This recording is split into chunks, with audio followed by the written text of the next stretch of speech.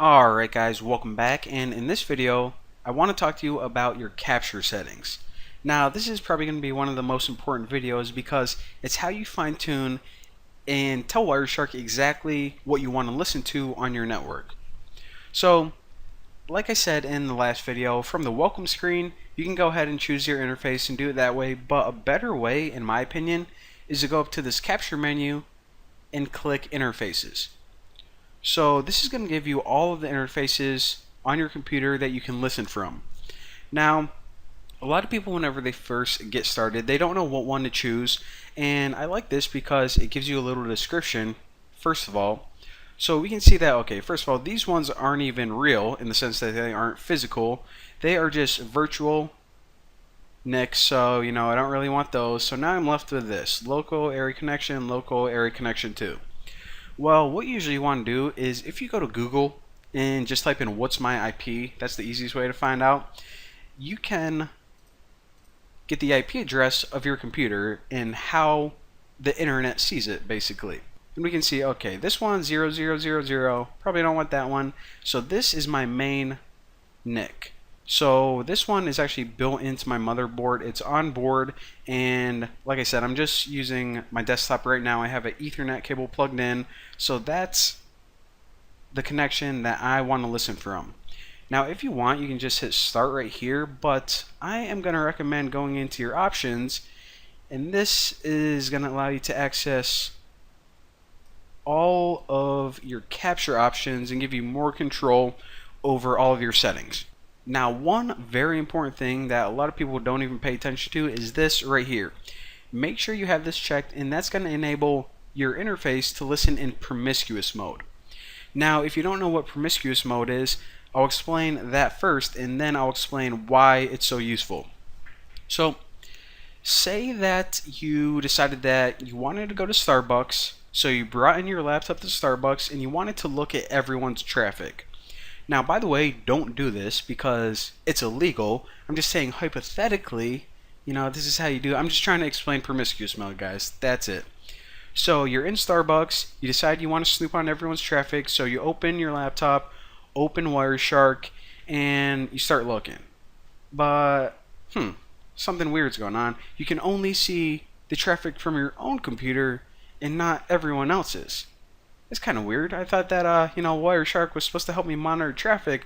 How come I can't see everyone else's? Well, the way that most wireless devices work and wireless interfaces, in your phones and your tablets, laptops, is they only pay attention to the traffic that's for them. So even though everyone is connected to, the wireless access point and they're spewing all of their data through the air, whenever that data comes back from the wireless router to you, your device usually ignores it unless it was meant for you. So what promiscuous mode does, it says, you know what? You know how it's usually a good idea to just pay attention to my traffic, then I don't have to worry about anyone else's activity. That's usually a good thing. But in this instance, I actually want to listen to everyone else's. So that's going to enable your interface to listen to everyone else's traffic. Now, the last thing I want to point out is the way that Windows especially works and some devices is they don't even enable promiscuous mode. So it's pretty obvious why they, would block this, so you can't hack into people's systems. But if you have an interface card, wireless ones especially, that block promiscuous mode, then I'll show you guys the one I bought. So I went on Amazon and I bought this one, and if you go online you can find a bunch of different reviews of good ones, but I use this.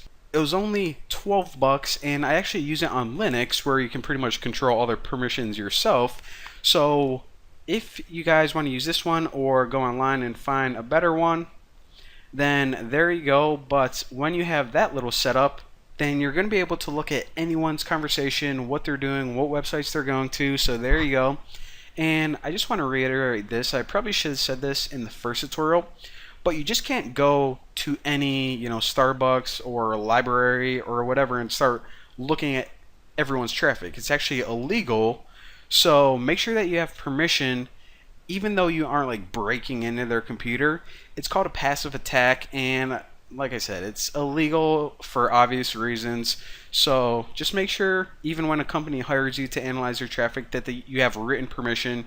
And yeah, so that's my little disclaimer. Now let's move on to the fun stuff.